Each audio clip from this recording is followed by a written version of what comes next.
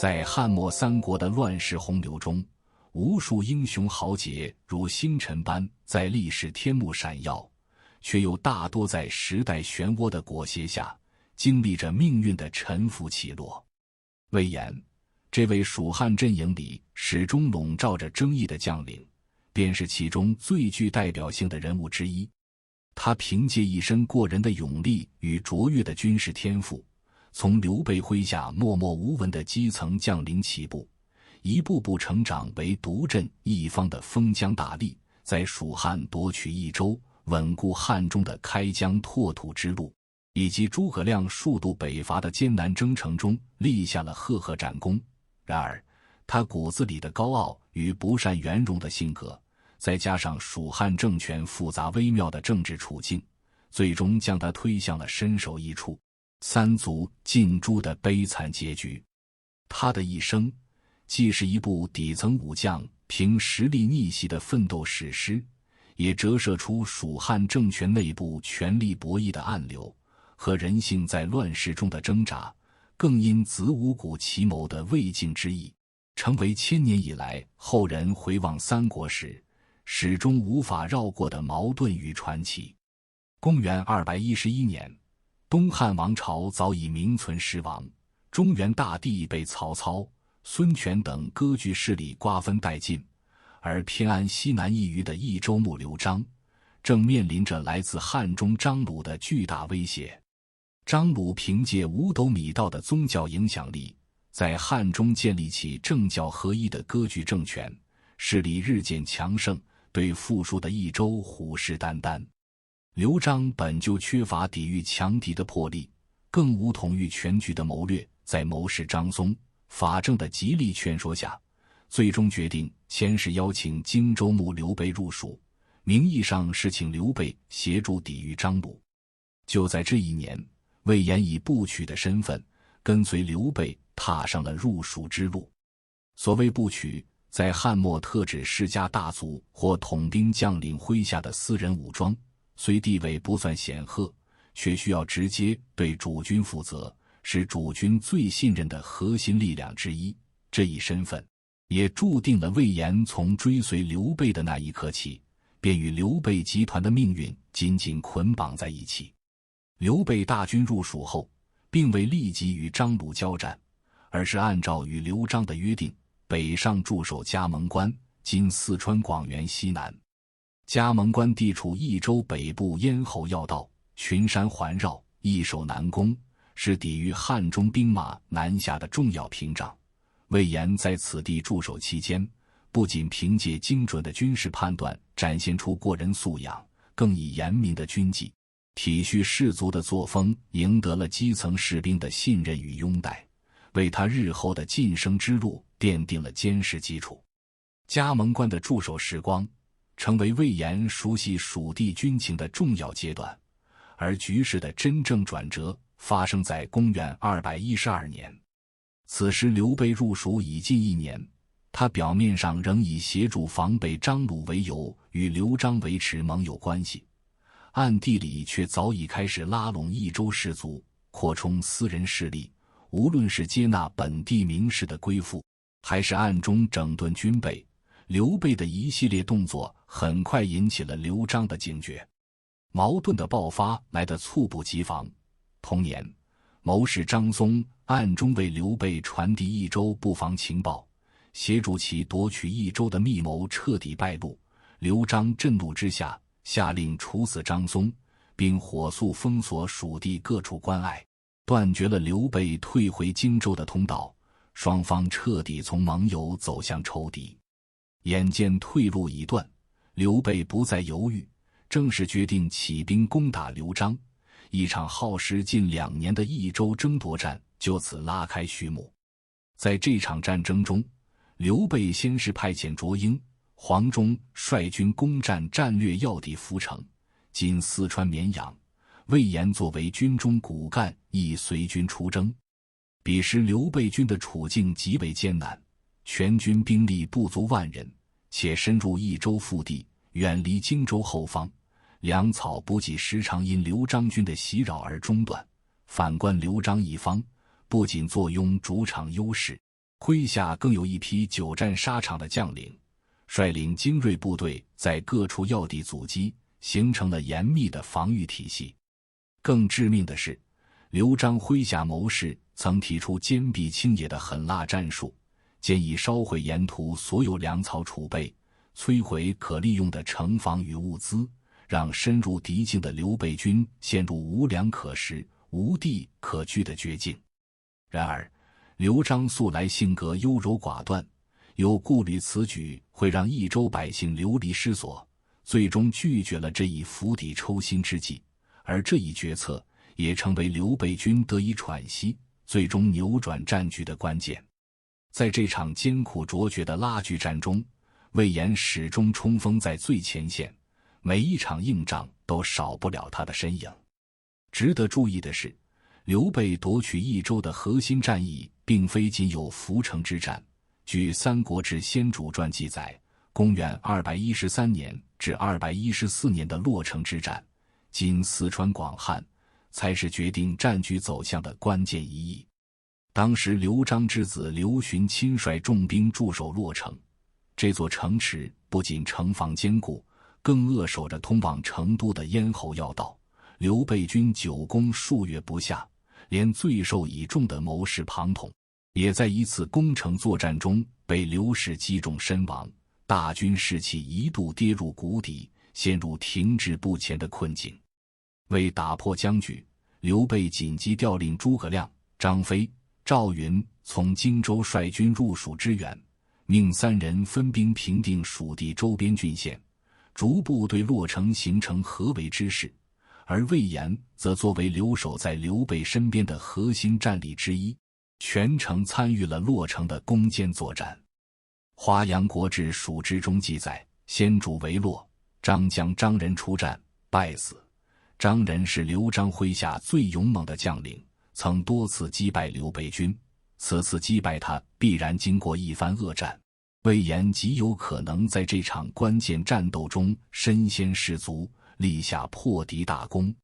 无论是攻打涪城时的迅猛冲锋，还是抵御刘璋援军时的顽强防守，亦或是围攻洛城时的持续苦战，魏延始终以敢打敢拼的姿态活跃在战场。他素有战功的评价绝非凭空而来，而是在一场场硬仗中用战绩实打实换来的。经过近2年的艰苦征战，刘备军终于在公元214年攻克益州治所成都。刘璋见大势已去，只能开城投降。刘备自此正式占据整个益州，为日后蜀汉政权的建立奠定了最坚实的根基。而在这场战争中屡立战功的魏延，也得到了刘备的重赏，被提拔为衙门将军。这一官职虽算不上最高阶的武官，却有着特殊的意义。衙门将军需常伴主军左右，既要统领亲军，负责主军安全，又要参与军事谋划，是主军最信任的近臣型将领。此前担任这一职务的是刘备极为倚重的谋士庞统，如今刘备将此职授予魏延，足见他对魏延军事能力与忠诚度的双重认可，也意味着魏延正式从基层将领迈入刘备集团的核心圈层。凭借衙门将军的身份跻身核心圈层后，魏延并未停下脚步，而公元219年，不仅成为刘备集团势力达到顶峰的关键节点，更成为魏延人生的重要转折点。这一年，刘备与曹操为争夺汉中这块益州门户，展开了一场历时近2年的惨烈拉锯战。汉中地处秦岭南麓，群山环绕，地势险要，既是益州抵御北方曹魏的天然屏障，也是北上进取关中的战略跳板。若汉中失守，益州便会陷入无险可守的境地。因此，这场战役对曹操和刘备而言，都是关乎生死存亡的必争之战。最终，刘备军在诸葛亮完备的后勤保障支持下，再加上黄忠镇斩夏侯渊、赵云空营退敌等将领的奋勇作战，成功击败曹操军，彻底夺取汉中，实现了跨有京义的战略目标。同年7月，刘备在绵阳（今陕西勉县）正式自称汉中王，随后决定将治所迁回成都。而此时，一个关乎汉中安危的关键问题摆在了他面前：谁来接替自己，镇守汉中这一战略要地？在当时的军中，几乎所有人都默认汉中太守的职位非张飞莫属。毕竟张飞是与刘备寝则同床、恩若兄弟的结义兄弟，从涿州起兵便一路追随，数十年间战功赫赫，不仅有万人敌的勇猛威名，更在军中拥有极高的威望。更重要的是，张飞此前曾镇守荆州南部的宜都、南郡等地，有着丰富的边疆镇守经验，就连张飞自己也认为这份重任非己莫属，早已做好了赴任的准备。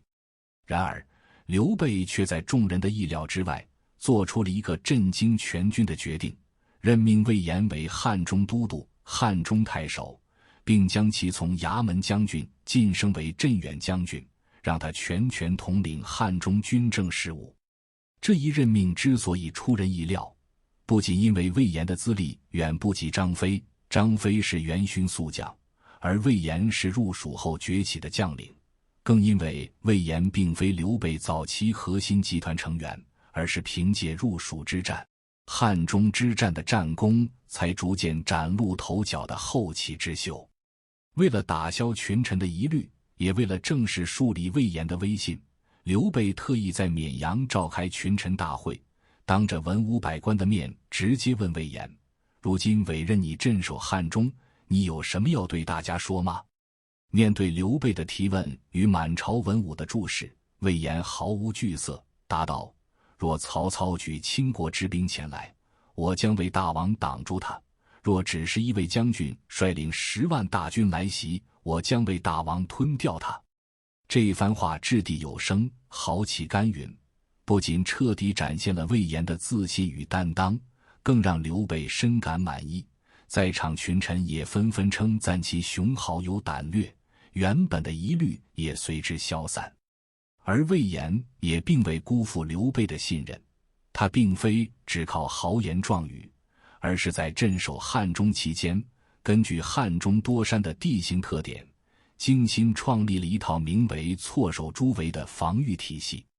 据《三国志姜维专著引汉晋春秋》记载，这一体系的具体部署极为周密，简单来说，就是通过层层设防，相互策应，构建起一道坚不可摧的防线。首先，在汉中通往关中的2大主干道陈仓道、包斜道的咽喉要地阳平关，部署主力部队，牢牢控制主要交通线，防止曹魏大军从正面突破。其次，在兴士山（今陕西洋县北）、黄金围（今陕西洋县东）等次要通道设置坚固的防御据点，这些据点大多建在悬崖峭壁之上，易守难攻，可有效阻断曹魏军队从子午谷、洛谷等小路突袭的可能性。最后，每个防御据点都配备1000人规模的精锐守军，并提前储存足够支撑数月的粮草与军械，确保即便被敌军围困，也能坚守待援，避免单点失守引发全线崩溃。这一防御体系的有效性在后来得到了充分验证。公元244年，曹爽率领10万大军伐蜀，当时镇守汉中的王平正是严格沿用魏延的措手诸围策略，依托兴士山防线顽强抵抗，最终成功拖垮曹魏大军，迫使曹爽撤军，保住了汉中。魏延镇守汉中的功绩很快在蜀汉政权的建制中得到了更高认可。公元221年，刘备在成都正式称帝，定国号为汉，史称蜀汉。登基后，刘备论功行赏，魏延因常年镇守汉中，稳固北方边境的功绩，再加上此前入蜀、汉中之战的累计战功，被晋封为镇北将军。在东汉以来的四方将军官职体系中，镇北将军虽不及大将军、骠骑将军尊贵，却是负责一方军事防御的核心要职，专门统筹北方战事。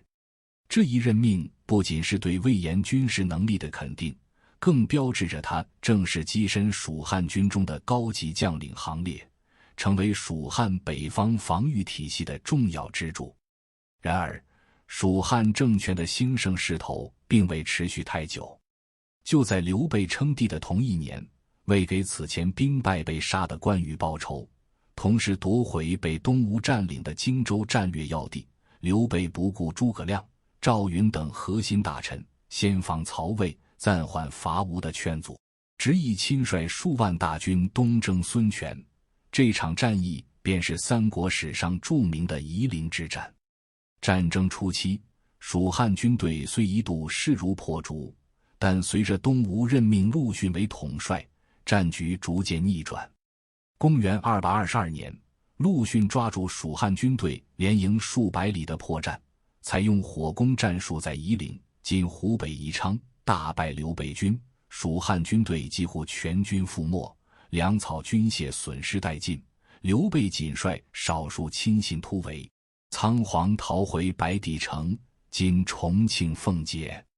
这场惨败不仅让蜀汉丧失了半数精锐兵力，更让新生的蜀汉政权元气大伤。而年过60的刘备经此打击，身心遭受重创，健康状况急剧恶化。公元223年4月，刘备在白帝城病逝，临终前他召来诸葛亮与李严，将太子刘禅托付给二人，命诸葛亮辅政，李严统内外军事，史称白帝城托孤。这也成为蜀汉政权权力交接的关键节点。同年5月，刘禅在成都登基为帝。作为先帝刘备生前信任的重臣，魏延虽未直接参与托孤，但仍得到了新帝的认可与礼遇，被封为都亭侯。在汉末三国时期，侯爵分为县侯、乡侯、亭侯等不同等级，都亭侯属于亭侯中的较低级别，虽不算高位，但在注重爵位等级的时代背景下，仍是对官员身份、功绩的官方认可，也意味着魏延在政权更迭中稳固了自己在蜀汉军中的地位。刘禅即位后，诸葛亮以丞相身份总揽朝政，成为蜀汉政权的实际掌权者。他始终牢记刘备兴复汉室、还于旧都的遗愿，在稳定内政、恢复国力数年后，开始积极筹备北伐曹魏的大业。公元227年，为便于就近指挥北伐军事行动，诸葛亮率领蜀汉大军进驻汉中，并对军中将领的职务与职责进行了调整。此时的魏延因熟悉汉中地形，拥有丰富的对魏作战经验，且军事能力在蜀汉将领中尤为突出，被诸葛亮提拔为丞相司马，同时兼任凉州刺史。其中，丞相司马是丞相府的核心军事属官，直接协助诸葛亮处理全军的军事事务，制定作战计划，相当于诸葛亮的军事参谋总长。而凉州刺史一职则更具战略深意。当时凉州大部分地区被曹魏控制，诸葛亮任命魏延兼任这一职务，既是向全军传递夺取凉州、开辟北伐通道的战略目标，也暗示魏延将在未来的北伐中承担起攻略凉州的核心任务。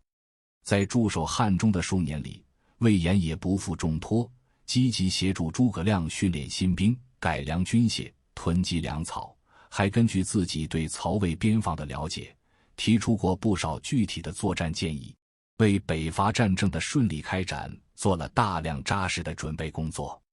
经过数年的筹备，蜀汉北伐的大幕终于在公元228年拉开。这一年，诸葛亮发动第一次北伐，也是蜀汉历次北伐中开局形势最好的一次。当时曹魏朝廷因蜀汉长期闭关养民，对其北伐毫无防备，关中、凉州一带的守军兵力薄弱，甚至有不少曹魏官吏听闻蜀汉大军来袭，便主动献城归附。战前，诸葛亮召集诸将商议先锋人选，大多数将领的意见高度一致，应选用魏延、吴懿这样的宿将。众人认为魏延久经沙场，不仅作战勇猛，更熟悉曹魏边防部署；吴懿则是益州士族的核心代表，既了解蜀地与凉州的地理环境，又能凭借家族声望安抚沿途百姓。由二人担任先锋，既能保证前线战斗力，又能稳定后方人心。然而诸葛亮却力排众议，最终选择让马谡担任先锋，命其率领大军驻守街亭，今甘肃秦安东北。街亭是岐山道的咽喉要地，控制街亭便能保障北伐大军的粮道安全，战略地位至关重要。马谡虽为诸葛亮的亲信，自幼熟读兵书，常与诸葛亮讨论军事谋略，甚至能提出一些独到见解，但他从未有过独立领兵作战的实战经验，且性格孤傲，往往固执己见，不听劝谏。结果马谡抵达街亭后，完全违背了诸葛亮依山傍水、安营扎寨的作战部署，执意将军队驻扎在无水源的山上，试图凭借地形优势居高临下破敌。曹魏大将张合率军抵达后，迅速识破马谡的破绽，下令切断山上的水源，同时率军围困山脚。蜀汉军队因缺水陷入大乱，最终全线溃败，街亭彻底失守。街亭的丢失让诸葛亮失去了北伐的核心战略据点，粮道安全也无法保障。原本大好的北伐形势急转直下，第一次北伐被迫草草收场。不过魏延虽未担任先锋，却在此次北伐中承担了关键作战任务，并非仅仅目睹惨败。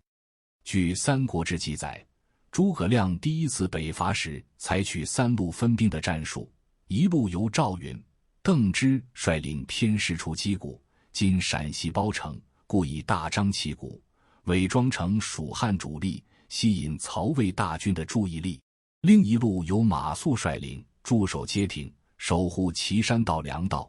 第三路则由诸葛亮亲自率领中军坐镇岐山，主力目标是平定南安、天水、安定3郡，今甘肃东部，打开通往凉州的通道。魏延当时便跟随诸葛亮中军行动，具体负责攻打天水郡。天水是曹魏在凉州的重要军事据点。太守马尊、参军姜维得知蜀汉大军来袭后，曾组织兵力顽强抵抗。魏延大概率参与了追击逃亡的马尊、围困天水城的关键战斗，为蜀汉顺利收复天水郡立下功劳。第一次北伐虽以失利告终，但诸葛亮并未放弃北伐大业，而曹魏也开始将蜀汉视为主要威胁。公元230年，曹魏主动发起攻势，派遣大司马曹真、大将军司马懿、名将张合兵分3路，大举进攻汉中。这是曹魏为数不多对蜀军的大规模主动出击。彼时曹魏国力远胜蜀汉，3路大军兵力雄厚，名将云集，来势汹汹，汉中地区瞬间面临巨大防御压力。然而天公却站在了蜀汉这边，曹魏进攻期间，汉中及周边地区遭遇连日暴雨，秦岭山道泥泞不堪，粮草运输中断，行军极为困难。曹真、司马懿2路大军推进受阻，最终只能无奈撤军。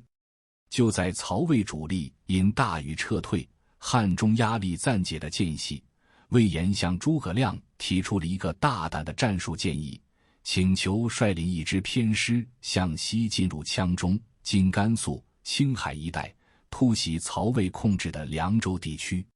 他的理由十分充分，羌中是羌族部落的聚居地，曹魏对该区域的统治相对薄弱，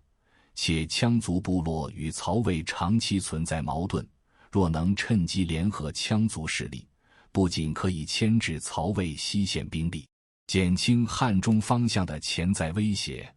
还能夺取凉州盛产的战马与粮草，充实蜀汉军力。要知道，蜀汉地处西南，战马稀缺一直是制约骑兵发展的短板，而凉州正是曹魏重要的战马产地。诸葛亮经过反复权衡，认为这一计划虽有风险，但收益可观，最终同意了魏延的请求。得到许可后，魏延率领部队迅速向西进军，当行至阳西（今甘肃武山西南），意外遭遇了曹魏后将军费耀、雍州刺史郭淮率领的大军。费耀是曹魏西线的资深将领，作战经验丰富；郭淮更是长期镇守雍州，熟悉凉州地理与羌人事务，麾下军队亦是经过实战锤炼的精锐。这场遭遇战瞬间陷入焦灼。面对强敌，魏延充分展现了其卓越的军事指挥才能，在精准的调度下，蜀汉军队士气大振，最终大破费耀、郭淮军队，缴获了大量军械、粮草与战马。这场阳西之战的战略价值远不止击败两路魏军那么简单。据《三国志·郭淮传》记载，当时费耀、郭淮正奉命镇压凉州羌人首领辟提的叛乱，魏延的突袭恰好切断了曹魏军队的援军通道与粮草补给线，这不仅直接击败了曹魏正规军，更间接支援了羌人的叛乱，让曹魏对凉州的控制进一步松动。《三国志明帝纪》中也提到，魏延在阳西的胜利，迫使曹魏不得不从汉中前线抽调部分兵力支援凉州，客观上加速了曹魏三路伐蜀计划的彻底破产。此外，此战还为蜀汉夺取了关键的战略资源。华阳国志明确记载，魏延此战获羌胡牛马数千头，这些来自凉州的战马极大补充了蜀汉骑兵的缺口，为后续第4次北伐提供了重要的物资支撑。魏延因阳西之战的赫赫战功，被蜀汉朝廷晋封为南郑侯。在蜀汉的爵位体系中，县侯是最高等级。此时，蜀汉拥有县侯爵位的，除了关羽、张飞等元勋，以及后主刘禅的皇子们，以军功获此殊荣的将领凤毛麟角。能凭借此战跻身县侯行列，足见朝廷对其功绩的高度认可。这一任命也标志着他正式跻身蜀汉军事核心领导层。阳西之战的胜利，不仅让魏延的地位大幅提升，也为蜀汉北伐积累了宝贵的物资与信心。公元231年，诸葛亮发动第4次北伐。此次北伐的核心目标是巩固对天水郡的控制，进一步向凉州腹地推进。天水作为连接汉中与凉州的枢纽，若能彻底掌控，便能为后续北伐打通稳定的通道。然而，蜀汉大军刚抵达岐山一带，便与曹魏大都督司马懿率领的主力部队相遇，双方随即陷入对峙。司马懿堪称曹魏的顶级谋士与将领，他深知蜀汉军队远道而来，粮草补给困难的短板，更了解诸葛亮用兵谨慎的特点，因此一上来便采取坚壁不出的皮敌策略，任凭蜀汉军队在营前挑战，始终坚守营寨，不与之决战，试图通过持久战耗尽蜀汉的粮草与士气，逼其不战自退。为打破这一僵局，司马懿暗中调整部署，一方面派遣名将张合率领一支军队进攻蜀汉军队的南围，试图袭扰蜀汉粮道，分散诸葛亮的注意力；另一方面，他亲自率领主力部队，做好了与诸葛亮正面决战的准备，想趁蜀汉军队分兵之际寻找破绽。诸葛亮识破司马懿的计谋，他没有被张合的袭扰牵制，而是迅速做出应对，命其他将领率军抵御张合，自己则亲自统筹全局，派遣魏延、高翔、吴班3位得力将领，率领蜀汉精锐迎战司马懿主力。这3人中，魏延是军中核心战力，高翔、吴班则擅长侧翼突袭，3人配合恰好能形成正面攻坚加两翼包抄的战术体系。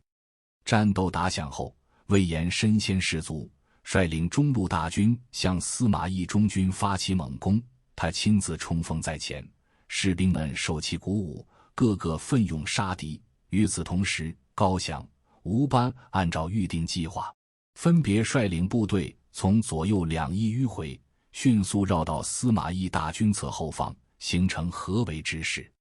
在蜀汉军队的3面夹击下，司马懿大军阵脚大乱，最终全线溃败。据《三国志·诸葛亮专注引汉晋春秋》记载，此战蜀汉军队获甲首3000骑，玄铠5000领，角弩3100张。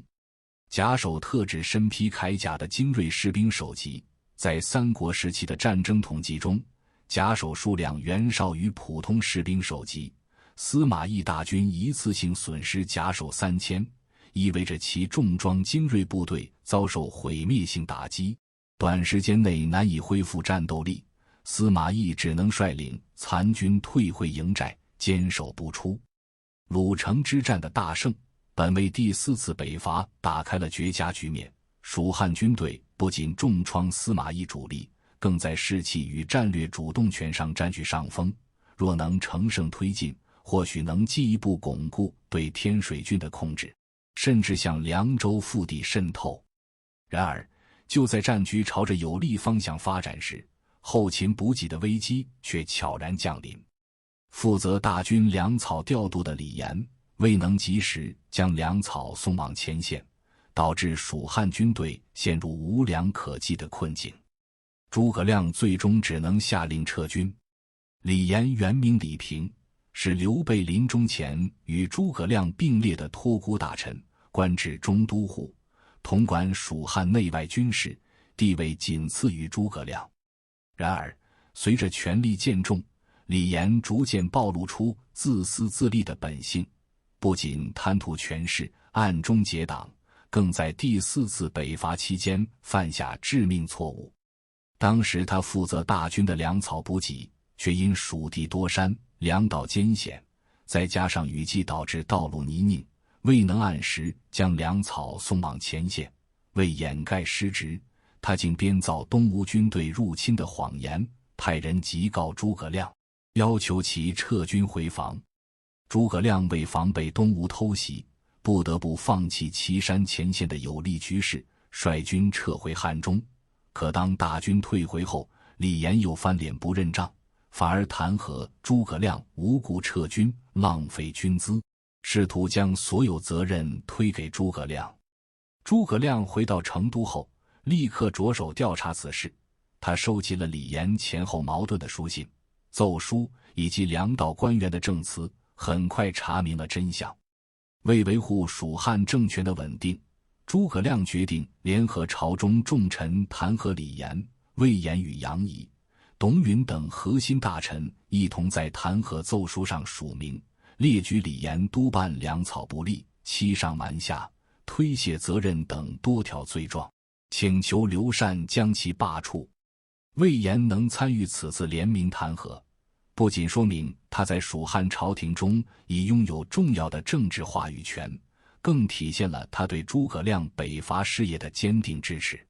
作为常年征战前线的将领，他比谁都清楚粮草对军队的重要性。李严的自私行为不仅毁掉了第4次北伐的大好局面，更可能危及全军安危，这是他绝不能容忍的。最终，刘禅采纳了群臣的建议，将李严贬为庶民，流放至梓潼郡（今四川梓潼）。这一事件不仅清除了蜀汉内部的不稳定因素，进一步巩固了诸葛亮的核心地位，也为后续北伐扫除了障碍。而魏延在此次事件中展现出的顾全大局、维护北伐的立场，与他后来被污蔑谋反的结局形成了鲜明对比，更凸显出其悲剧的复杂性。不过，魏延的性格缺陷也在此时逐渐显现。公元232年，他与蜀汉车骑将军刘演发生的矛盾，虽未引发重大危机，却成为其人际关系问题的缩影。刘演是蜀汉的元老级人物，早年便跟随刘备四处征战，因与刘备同姓，且擅长言谈，熟悉外交礼仪，深得刘备信任，官至车骑将军。在蜀汉军事体系中，车骑将军仅次于大将军、骠骑将军，属于最高级别武官之一。但刘演虽身居高位，却无实际军事才能，常年不参与前线作战，仅负责朝廷礼仪、外交接待等事务。更重要的是，他性格孤傲，沉迷玄学空谈，对魏延这种靠战功上位的武将始终带有轻视之心。两人产生矛盾后，刘演常在公开场合用夸大其词、无中生有的言论攻击魏延。诸葛亮得知此事后，立刻对刘演进行了严厉的责备，明确指出，如今大军正筹备北伐，国事为重，身为朝廷重臣，不应因私人恩怨与前线大将交恶，更不可在军中散布流言蜚语，动摇军心。诸葛亮的责备，既是为了维护魏延这位北伐核心将领的威信，更是为了稳定军队内部关系。当时北伐已进入关键筹备阶段，若文官与武将因私怨爆发冲突，极可能影响军事部署。刘演被责备后，才意识到自己的错误，随即写信给诸葛亮道歉。信中写道：“臣性情疏狂，不识大体，误与魏延产生嫌隙，如今已知错，此后必定谨言慎行，以国事为先。”此事虽最终平息，却也暴露了魏延性格里高傲固执的一面。他凭着自己的战功和军事才能，常常难以容忍那些没有实际功劳却身居高位的官员。面对刘演的挑衅，他虽然没有主动挑起冲突，却也丝毫不让步，不愿低头妥协。这种不懂得灵活处事、不肯委屈迁就的态度，让他在朝廷里渐渐积累了不少暗中反对他的人，也为他后来和杨仪的矛盾彻底爆发埋下了隐患。刘演与魏延的矛盾，不过是魏延人际关系问题的冰山一角。在蜀汉后期的权力格局中，他与杨仪的对立才是贯穿始终的核心矛盾，更是最终将他推向悲剧深渊的关键。这种矛盾不仅体现在日常相处的摩擦中，更在北伐战略的分歧上被不断放大。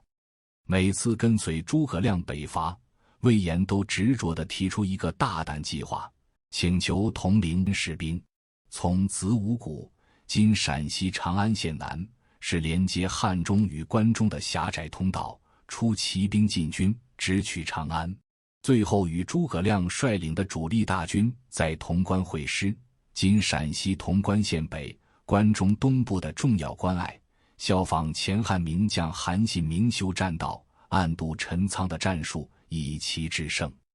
这一计划在公元228年第一次北伐时尤为具体。当时魏延在军议上详细阐述，长安守将是夏侯茂，此人虽出身名门，却无谋无勇，胆小怕事，且沉迷酒色，不得军心。若自己率领5000精兵从子午谷出发，凭借熟悉地形与快速行军，只需10天便可抵达长安。夏侯茂见蜀汉军队突然兵临城下，必定会弃城逃走，届时自己可占据长安，利用城中府库的粮草补给军队，等待诸葛亮主力会师。如此一来，关中地区便可一举夺取，北伐大业也能事半功倍。这便是历史上争议1000年的子午谷奇谋。然而，诸葛亮始终拒绝采纳这一建议。他的顾虑并非没有依据。首先，子午谷道路狭窄险峻，全长约600余里，沿途多悬崖峭壁与原始密林，行军极为艰难。一旦遭遇曹魏军队伏击，或因暴雨、塌方导致行军延误，魏延的部队便会陷入进不能攻、退不能守的绝境。其次，即便魏延侥幸夺取长安，曹魏朝廷也必然会派遣重兵反扑。当时曹魏在洛阳、许昌一带仍有数十万兵力，司马懿、曹真等名将坐镇，蜀汉军队远道而来，缺乏后援，难以长期坚守长安。若诸葛亮主力因其山道崎岖受阻，无法及时会师，魏延的部队极可能全军覆没。更重要的是，诸葛亮北伐的核心战略是先取凉州，再图关中。凉州地处曹魏西北，兵力薄弱，且盛产战马，夺取凉州既能充实蜀汉骑兵战力，又能形成对关中的包围之势，战术上更为稳妥。相比之下，子午谷奇谋风险过高，与他稳扎稳打、不求冒进的用兵风格完全相悖。魏延的建议多次被拒，心中满是不满，常私下对亲信抱怨诸葛亮胆怯保守，错失良机，恨自己的军事才能无法得到充分发挥。这种不满虽未公开爆发，却在他与诸葛亮之间埋下了无形的隔阂，更让素来与他不和的杨仪找到了攻击的借口。杨仪时常在同僚中散布言论，称魏延刚愎自用，好大喜功，进一步孤立魏延。两人矛盾之所以如此尖锐，根源在于性格与立场的根本对立。魏延赡养士卒，每次作战都身先士卒，缴获的战利品也多分给士兵，因此在军中威望极高。但他性格高傲，性情急躁，说话直来直去，不懂委婉变通，对同僚中无识才却居高位或纸上谈兵的文官常直言批评。除高翔、吴班等少数武将外，大多数人都对他避其锋芒。而杨仪是典型的文官，才华出众，尤其擅长处理军队后勤与文书事务。诸葛亮北伐期间，军队的粮草调度、营帐搭建、文书传递等繁杂事务，全由他一手统筹，效率极高，深得诸葛亮信任。但杨仪心胸狭窄，嫉贤妒能，尤其看不起魏延这种靠战功上位的武将，认为魏延只是匹夫之勇，不配与自己平起平坐。两人的矛盾早已公开化，因此诸葛亮始终在两人之间竭力调解。他既爱惜杨仪的才干，多次公开称赞其堪当大任，又倚重魏延的骁勇，每次北伐都将最关键的作战任务交给魏延。为化解矛盾，他甚至专门撰写《干戚论》，以祸福与共、君臣同心为主题，劝诫两人以大局为重，和睦相处。可《干戚论》并未起到预期的作用，两人矛盾反而愈演愈烈。有一次，在诸葛亮的营帐中，两人因军事部署再次激烈争吵，魏延怒火中烧，竟拔出佩刀作势要杀杨仪，场面一度失控。每当此时，侍中费祎总会及时介入。正是靠着费祎的反复调解与诸葛亮的权威压制，两人才得以在诸葛亮在世时暂时搁置矛盾，各自发挥所长。魏延在前线领兵作战，杨仪在后方处理后勤文书，蜀汉北伐大军的运转才未因内部矛盾陷入停滞。但所有人都清楚，这种平衡脆弱至极，始终像一颗埋藏的火种，只待一个契机便会爆发。而这个契机随着时间推移悄然到来。公元234年，这一年既是诸葛亮第5次北伐的关键之年，更是魏延人生走向悲剧终点的转折之年。经过2年的精心筹备，诸葛亮几乎倾尽蜀汉国力，再次率领大军北伐。为了增加胜算，他不仅带上了魏延、姜维、杨仪等核心文武大臣，还特意派遣使者前往东吴，与孙权达成盟约，双方同时出兵南北夹击曹魏。孙权随即派遣陆逊、诸葛瑾率领大军进攻曹魏的合肥新城，意图分散曹魏兵力，为蜀汉北伐创造有利条件。在蜀汉军中，魏延凭借最丰富的对魏作战经验，被任命为前锋，率领精锐部队先行北上，进驻五丈原（今陕西岐山县南）。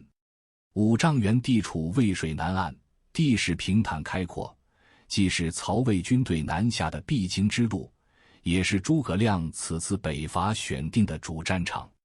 他深知蜀汉国力有限，长期对峙耗不起，因此希望在此与司马懿展开决战，打破多年来的僵局。然而，命运的阴影却在此时悄然笼罩。这一年夏天，魏延经历了一件让他心生不安的事，他梦到自己头上长出了角。在古代，梦境被视为上天传递吉凶的预兆，尤其是将领的梦境，常被认为与战事成败、个人安危紧密相关。魏延心中疑虑难消，便找来军中专门负责占梦的官员赵直，让他为自己解读这个梦。赵直听完魏延的描述后，立刻露出笑容，语气轻松地安慰道：“将军您不必担忧，麒麟乃是天下祥瑞之兽，麒麟有角却从不轻易使用，这正是敌军不战自溃的征兆啊！此次北伐，将军必定能立下大功，甚至可能协助丞相攻克长安，完成兴复汉室的大业。”这番话恰好说到了魏延的心坎里，他心中的疑虑顿时烟消云散，对北伐胜利也多了几分信心。但赵直离开魏延军营后，却悄悄对身边的亲信说出了真相。角这个字拆开来看，就是刀下有用，头上架着刀，这分明是大凶之兆，魏延恐怕活不过今年了。赵直之所以当面隐瞒真相，并非有意欺骗魏延，而是深知魏延性格高傲，且此时北伐战事正处于关键阶段，若如实相告，不仅会引发魏延的不满与恐慌，甚至可能让他情绪失控，扰乱军心。无奈之下，赵直只能选择用善意的谎言暂时安抚魏延。可他未曾想到，这个被隐瞒的预兆竟真的成了魏延命运的谶语。赵直隐瞒的凶兆，终究还是随着秋风悄然逼近。这一年秋天，诸葛亮的身体状况突然急剧恶化，彻底打破了北伐前线的平静。自第一次北伐以来，诸葛亮便长期处于超负荷操劳的状态，前线要制定作战计划，指挥大军与司马懿周旋，后方还要兼顾蜀汉朝廷的政务。史书中夙兴夜寐，伐20以上皆亲揽燕的记载，正是他事必躬亲的真实写照。再加上此前多次北伐失利积累的精神压力，以及五丈原地区秋季特有的湿冷气候，让他原本就有的咳疾愈发严重，到后来甚至连起身处理军务都变得十分困难，只能卧病在床。深知自己时日无多的诸葛亮，心中最牵挂的并非个人生死，而是蜀汉北伐大军的安危。当时蜀汉大军远离成都，深入曹魏境内，粮草储备仅够支撑数月，若自己突然离世，军中群龙无首，必定陷入混乱。一旦司马懿察觉异样，率军追击，缺乏统一指挥的蜀汉大军极可能遭遇全军覆没的灭顶之灾。而更让他忧虑的，还是魏延与杨仪的积怨。这两人矛盾早已深入骨髓，自己在世时还能凭借威望强行压制，可一旦自己撒手人寰，两人必定会为了争夺军权爆发激烈冲突，甚至可能导致军队分裂，让蜀汉多年积累的国力毁于一旦。为了避免最坏的局面发生，诸葛亮在临终前强撑着病体，秘密召集了杨仪、费祎、姜维三人，在自己的营帐中紧急部署身后之事，却唯独没有通知身为前锋大将的魏延。诸葛亮做出这一决定，并非有意排挤魏延，背后有着现实考量。一方面，他深知魏延主战态度坚决，若告知其撤军计划，魏延大概率会激烈反对，甚至可能强行率军继续北伐，打乱保全大军的整体部署。另一方面，魏延的前锋部队当时驻扎在五丈原前沿阵地，距离诸葛亮的中军大营有数十里路程，且沿途需经过曹魏军队的侦察范围。若临时派人召魏延前来，极可能被曹魏的探子察觉异常，进而暴露诸葛亮病重的消息。一旦司马懿抓住机会发动突袭，后果不堪设想。在这场决定大军命运的秘密会议上，诸葛亮对三人郑重交代：我死之后，第一要务是封锁消息，密不发丧，绝不能让司马懿知晓我离世的消息。随后大军分批撤军返回成都，切勿再继续北伐。撤军时，由魏延率领他的前锋部队负责断后，阻挡曹魏军队的追击；姜维率领部分兵力协助魏延，负责掩护断后部队的侧翼安全，确保退路稳固。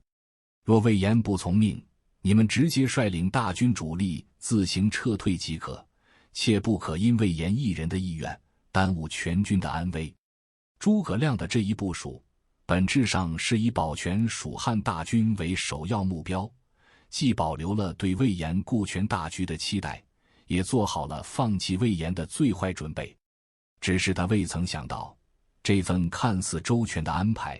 最终却成了激化魏延与杨仪矛盾的导火索，将魏延一步步推向了万劫不复的深渊。诸葛亮病逝后，杨仪、费祎、姜维三人立刻按照遗愿行动，以免严令军中封锁诸葛亮去世的消息，命令姜维整顿中军，保持军队阵列完整，以防司马懿察觉异常。另一面，杨仪决定先试探魏延的态度，便命令费祎以商议军事的名义前往魏延的前锋军营。费祎抵达魏延军营后，传达了诸葛亮要求撤军返回成都的遗命，并询问魏延是否愿意率领前锋部队承担断后任务，阻挡曹魏可能的追击。听到撤军二字，魏延果然如诸葛亮所预判的那样，情绪瞬间激动起来。他断然拒绝道：丞相虽然不幸离世，但还有我魏延在，怎么能因为一个人的生死就荒废了兴复汉室的大业？如今我军已在五丈原站稳脚跟，司马懿又龟缩营中，不敢主动出战。只要我们继续坚守，等东吴军队在东线对曹魏形成牵制，我们便能趁机进攻长安，此时撤军岂不可惜？更何况我魏延乃是蜀汉的前锋大将，官至征西大将军、南郑侯，岂能受杨仪这种只会处理文书的文官摆布去做断后的差事？说完，魏延便拉着费祎在营帐中商议后续计划，坚持要让大军留在前线，由自己率领前锋部队主动进攻司马懿大营，甚至要求费祎写下调兵文书，与自己共同署名后传达给军中诸将，以此稳定军心，阻止杨仪撤军。费祎心中清楚，魏延的计划与诸葛亮保全大军撤回成都的遗愿完全相悖，若真的联名署名，不仅会违背诸葛亮的嘱托，还会引发军队分裂的严重后果。情急之下，费祎心生一计，假意附和道：将军的计划周密可行，完全符合北伐大业的根本目标，我十分赞同。只是杨长史毕竟是文官，对军事战略不太了解，恐怕难以理解将军的苦心，甚至可能误解将军的意图，反而阻碍计划实施。不如我先回去，把将军的想法详细告知杨长史，耐心劝说他放弃撤军计划，全力协助将军作战。杨长史一向敬重将军的军事才能，只要我把利弊说清楚，他必定会听从将军的安排。魏延本就对费祎没有戒心，再加上急于推进自己的计划，竟真的相信了这番话，同意费祎返回杨仪大营。可费祎刚一出魏延军营，便立刻翻身上马，快马加鞭赶回中军大营，将魏延拒绝撤军、坚持北伐的态度，以及要求联名调兵的计划，一五一十地告知了杨仪。而魏延在费祎走后不久，便猛然醒悟，费祎是诸葛亮的亲信，必然会优先执行诸葛亮的遗愿，绝不可能真心支持自己的计划。他急忙派人去追，可费祎早已远去，根本来不及。魏延又气又急，深知杨仪必定会按原计划撤军，便开始盘算如何阻止这一切。一场注定无法挽回的冲突就此开始。意识到上当的魏延立刻派人暗中监视杨仪大军的动向，结果不出所料，杨仪已经开始整顿军队，甚至下令让姜维率领部分兵力先出发，为大军主力撤退扫清障碍。得知消息的魏延怒火中烧，在他看来，杨仪此举不仅是背叛丞相魏晋的北伐大业，更是故意与自己作对，想借撤军之名夺取军权。被愤怒与焦虑裹挟的魏延决定先下手为强，他于是率领其直属部队日夜兼程，赶在杨仪大军之前向蜀汉境内撤退，并且在沿途烧毁了蜀军撤回汉中的必经之路、阁道及山间搭建的木质栈道。据《三国志·魏延传注·饮水经注》记载，魏延烧毁的并非普通栈道，而是包斜道的南段。这条栈道连接五丈原与汉中，是当时蜀汉大军撤回汉中最便捷的通道，其修建难度极大，需凿石架空，以木为梁，一旦被毁，短时间内难以修复。不过，魏延烧栈道的目的并非阻止大军回蜀，而是拖延杨仪撤军速度。他希望通过毁掉栈道，迫使杨仪无法快速撤退，只能回头与自己合兵，届时自己便可凭借前线大将的身份主导军事决策，继续推进北伐。其核心诉求始终是争夺北伐军的主导权，而非谋反叛蜀。杨仪得知魏延不仅拒绝断后，还烧毁栈道阻碍撤军，心中又惊又怒。他深知栈道被毁会大幅延缓撤军速度，一旦司马懿察觉蜀汉大军动向，率军追击，后果不堪设想。情急之下，杨仪立刻下令让王平率领士兵凿山通道，沿着山体开凿临时通道，保障大军退路。同时，他与魏延几乎同时向成都发送奏书，互相弹劾对方谋反。杨仪在奏书中痛斥魏延擅自烧毁栈道，率军叛乱，意图投靠曹魏，请求陛下下令讨伐。魏延则在奏书中控诉杨仪假传丞相遗命，擅自撤军，意图谋反，阻碍北伐大业，请求陛下诛杀杨仪以正国法。两份内容截然相反的奏书几乎同时送达成都，年轻的刘禅顿时陷入困惑。他深知两人都是蜀汉重臣，魏延是先帝刘备信任的老将，战功赫赫，镇守汉中多年，从未有过叛逆之举。杨仪是诸葛亮临终前指定的撤军负责人，常年负责军队后勤，也无谋反动机。究竟谁在说谎？刘禅无法独自判断，便紧急召集侍中董允、刘府长史蒋琬商议。董允与蒋琬都是诸葛亮一手提拔的核心官员，长期在诸葛亮身边任职，与杨仪的交集远多于魏延。董允曾多次协助杨仪处理朝廷文书，蒋琬则与杨仪在后勤调度上有过密切合作，两人对杨仪谨慎细致的行事风格较为认可。而对于魏延，他们虽承认其军事才能，却对其高傲急躁的性格多有不满，尤其魏延常因与文官意见不合爆发冲突，给朝中大臣留下了难以相处的印象。再加上两人认为，诸葛亮临终前既然将撤军之事托付给杨仪，必定有其深远考量。魏延此时反对撤军，烧毁栈道，确实有违诸葛亮遗愿。因此，董允与蒋琬都向刘禅担保杨仪忠诚可靠，对魏延的行为则表示疑点重重，需进一步调查。刘禅最终听从了两人的建议，决定暂时支持杨仪，同时为防万一，派遣蒋琬率领成都的禁卫军北上。据《三国志·蒋琬传》记载，蒋琬率领的禁卫军约数千人，其目的地并非直接前往汉中，而是先进驻永安（今重庆奉节）。这一部署暗藏双重考量：一是防备魏延若真有反心，率军南下进攻成都，永安作为成都东部的重要屏障，可起到缓冲防御作用；二是避免朝廷军队直接介入魏延与杨仪的冲突，保持中立姿态，待局势明朗后再做进一步处置。后来直到得知魏延被杀，局势平定，蒋琬才率领禁卫军撤回成都。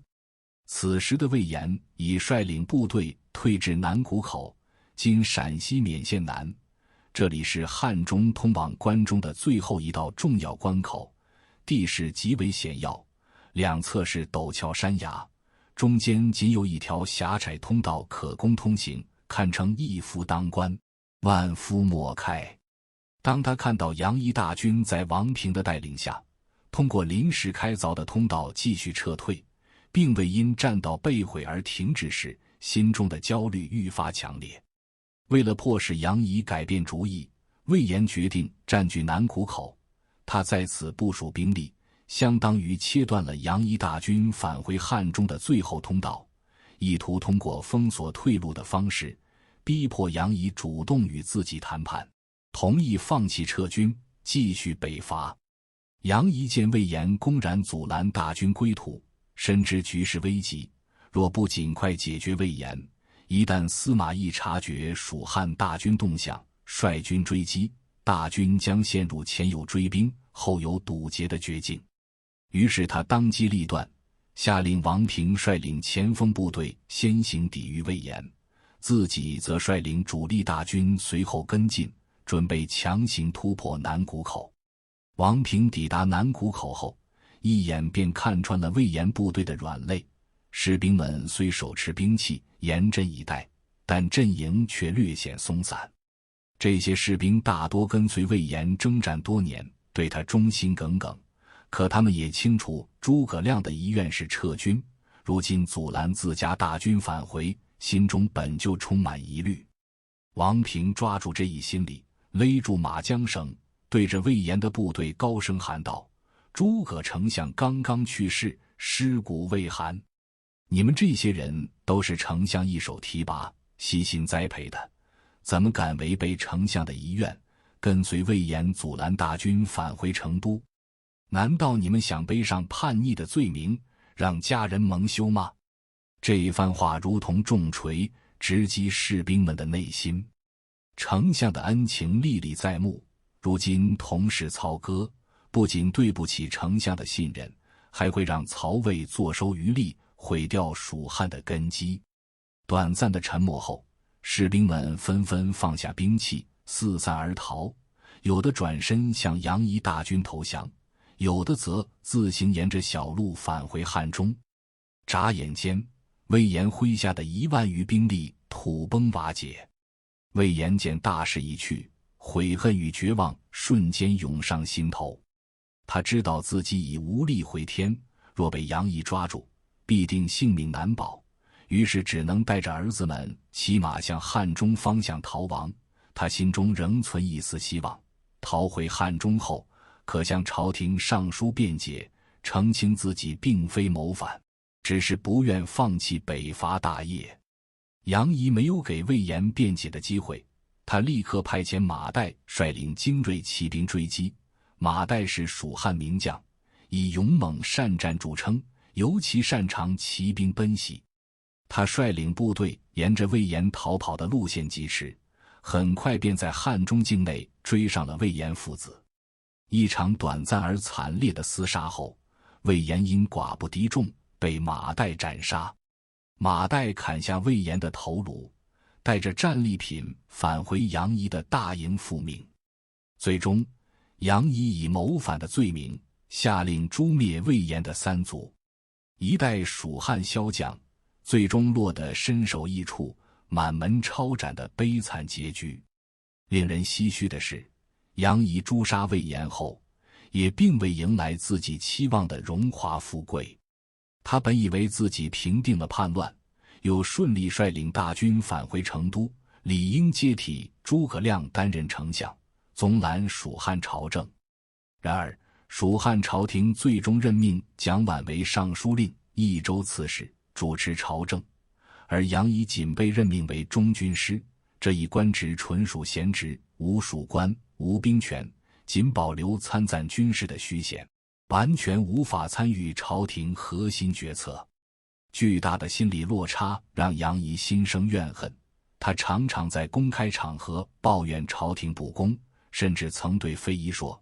当初丞相去世时，我若率领大军投降曹魏，如今也不会落魄到这个地步，真是让人后悔莫及。这番大逆不道的话被费祎如实告发后，刘禅勃然大怒，下令将杨仪废为庶民，流放至汉家郡（今四川雅安）。可杨仪在流放地仍不知悔改，继续上书诽谤朝廷，言辞激烈。最终，刘禅忍无可忍，下令让杨仪自杀身亡。杨仪因私怨诛杀魏延，最终也因自己的狭隘与狂妄落得身死的结局，形成了一场因果循环的悲剧。更从侧面印证，魏延之死并非谋反的必然结果，而是蜀汉内部权力斗争、文武矛盾与性格冲突交织的牺牲品。魏延死后，关于他谋逆的争议在千百年的史海中从未停歇。若拨开《三国演义》的艺术演绎，回归《三国志》《华阳国志》等正史的记载，便会发现，他反对撤军、烧毁栈道、拦截大军的激进之举，虽充满对抗性，却始终没有背叛蜀汉的实据。既未与曹魏暗通款曲，未率军逼近成都，即便逃往汉中时，仍执着于向朝廷上书自辩。其核心诉求自始至终清晰而执着，延续诸葛亮魏晋的北伐大业，而非夺取蜀汉政权。他与杨仪的冲突看似个人恩怨，实则是汉末三国文武分途背景下的权力博弈。魏延为前线大将，认为诸葛亮死后，自己理应接过军事指挥权，杨仪则以丞相一命执行者自居，坚持按计划撤军，维护文官系统对军政的调度权。两人各执一端，互不相让，最终让矛盾走向无可挽回的决裂。回溯这场悲剧的源头，诸葛亮临终前的部署虽以保全北伐大军为首要目标，却在无形中为矛盾的爆发埋下了隐患。彼时他深知自己病情危重，却因担心泄露病情动摇军心，未将身为前锋主将的魏延召至中军大营，当面阐明撤军的必要性，诸如北伐粮草已尽枯竭，东吴援军迟迟未到，自身病情无法支撑战事等关键缘由。以魏延对蜀汉的忠诚与对北伐的执念，若能知晓全盘局势，未必会断然拒绝断后的任务。即便他仍坚持反对撤军，若诸葛亮能以正式的军事诏令明确权力归属，而非仅让杨仪、费祎、姜维三人私下商议后事，也可避免后续权力真空引发的猜忌与对抗。这种刻意回避，本质上是诸葛亮对魏延刚猛难治性格的顾虑，却最终让这份顾虑变成了现实的裂痕。而蜀汉朝廷的态度，更是将魏延推向绝路的关键推手。当两人的谋反奏书同时送达成都时，董允、蒋琬作为朝廷核心重臣，并未展开细致调查，而是因与杨仪交集更深，私交更近，便主观偏向杨仪，否定魏延。这种先入为主的判断，不仅让魏延失去了朝堂自辩的机会，更向全军传递了魏延为逆的信号，使他从北伐先锋瞬间沦为众矢之的。朝廷的选择看似是维稳优先的无奈之举，实则暴露了蜀汉政权中文官集团对武将的天然提防。在诸葛亮刚去世、军心浮动的时刻，他们更信任按部就班撤军的杨仪，而非坚持冒险北伐的魏延。魏延的理想与坚持，终究抵不过政权对稳定的迫切需求。魏延的一生，恰似汉末三国乱世天幕中一颗剧烈燃烧又骤然陨落的将星。他以过人的军事才能在蜀汉疆场绽放光芒，却因性格桎梏与时代漩涡的裹挟，最终落得身首异处、家族覆灭的悲剧。要真正读懂这位充满矛盾的将领，需跳出中间二分的简单评判，从军事才能、性格缺陷、时代环境三个维度，还原一个更立体、更真实的魏延，更需直面两个贯穿千年的历史追问：若子午谷奇谋得以实施，若诸葛亮死后魏延能继续主导北伐，蜀汉的命运是否会迎来转机？从军事维度看，魏延无疑是蜀汉后期最卓越的将领之一，其才能不仅在于勇，更在于谋与守的全面性。早年随刘备入蜀时，他从基层部区起步，凭借入蜀之战、汉中之战的多次冲锋陷阵崭露头角。这份成长并非侥幸，而是源于荆州边境积累的实战经验，对战场形势的敏锐判断。他以错守诸为防御体系，让汉中在8年镇守期间固若金汤，成为蜀汉北方最稳固的屏障。阳溪之战深入羌中，大败魏军，缴获的数千战马弥补了蜀汉骑兵短板。第4次北伐对阵司马懿，他率部斩获甲首3000，创下诸葛亮北伐对司马懿的最大胜仗。即便是争议颇多的子午谷奇谋，虽因风险过高未被采纳，却也展现了他对战场机遇的精准捕捉，看透夏侯茂怯而无谋的弱点，洞悉子午谷绕开曹魏重兵布防的战略价值，试图以奇袭打破北伐稳扎稳打却进展缓慢的僵局。这份敢于冒险的魄力，恰是蜀汉这类弱国抗强国时最稀缺的特质。若抛开风险顾虑，单论子午谷奇谋的可行性，其成功与否的核心，在于时间差与夏侯茂的反应两大变量。魏延测算10日抵达长安，基于他对子午谷地形的熟悉与轻装急进的战术设计。从后世考证来看，子午谷全长约600余里，若蜀汉军队每日行军60里，10日抵达长安近郊并非不可能。而夏侯茂当时以勋贵子弟身份镇守关中，实在其心无武略，面对突然出现的蜀汉军队，未必有固守待援的魄力，弃城逃跑的可能性确实存在。若奇谋成功，蜀汉军队占据长安后，既可控制横门粮仓的粮草，又能切断曹魏西线部队与中原的联系，届时诸葛亮率领的主力从斜谷跟进，极有可能一举控制关中西部。即便奇谋失败，魏延率领的5000精兵即便全军覆没，对蜀汉整体军力的影响也有限。相较于诸葛亮北伐动辄数万大军的规模，5000人更像是一次战略侦察，却有可能换来改变北伐格局的机会。遗憾的是，诸葛亮稳扎稳打的用兵风格，终究让这场冒险未能付诸实践，也让子午谷奇谋成为后世争论不休的历史遗憾。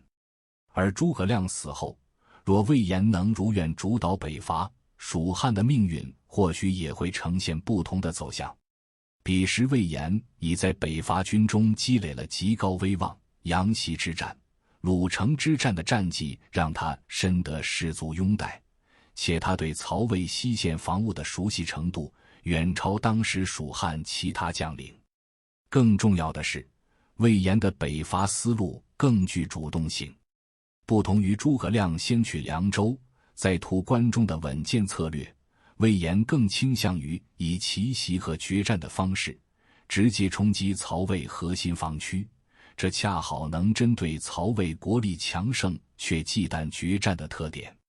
若魏延主导北伐，他极有可能调整诸葛亮的部署，一方面继续联合羌人势力，从凉州牵制曹魏兵力；另一方面，利用司马懿畏蜀如虎的心态，寻找与曹魏主力决战的机会，而非陷入长期对峙消耗。即便无法一举攻克长安，也大概率能逐步蚕食曹魏在关中、凉州的据点，为蜀汉争取更多战略空间。然而，魏延的悲剧恰是将才与处事的严重失衡，这也注定了即便没有杨仪的构陷，他的北伐理想也难以长久实现。他京高的性格缺陷，如同附在利刃上的铁锈，最终让这把锋利的军刀反噬自身。他对实力至上的绝对推崇，让他看不起无实功却居高位的刘演，鄙视只会处理文书却掌握军权调度的杨仪，甚至对诸葛亮稳扎稳打的北伐策略而私下抱怨丞相切敌。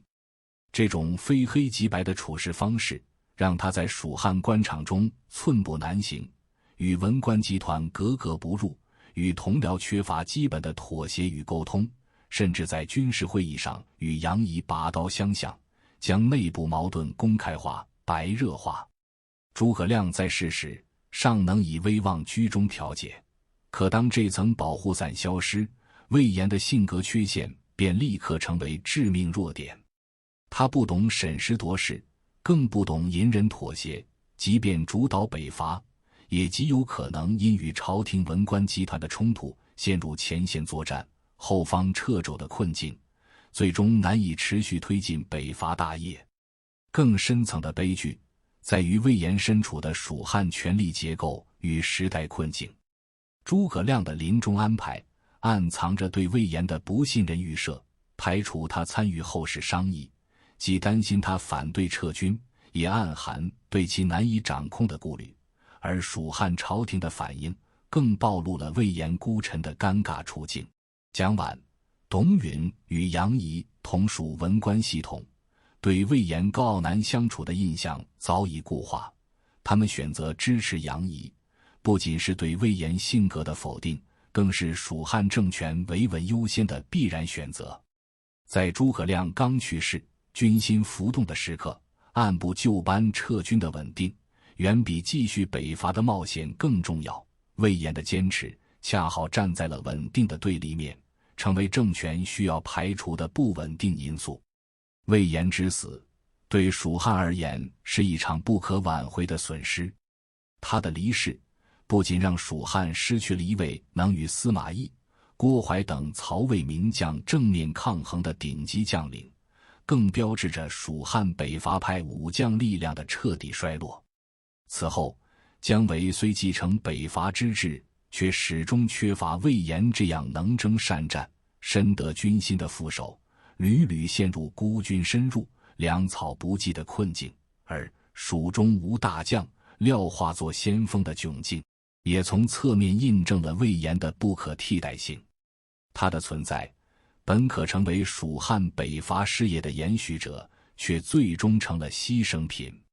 回望魏延的一生，从益阳投靠刘备的基层将领，到镇守汉中的封疆大吏，再到北伐战场上的先锋大将，他的崛起是乱世中唯才是举的幸运；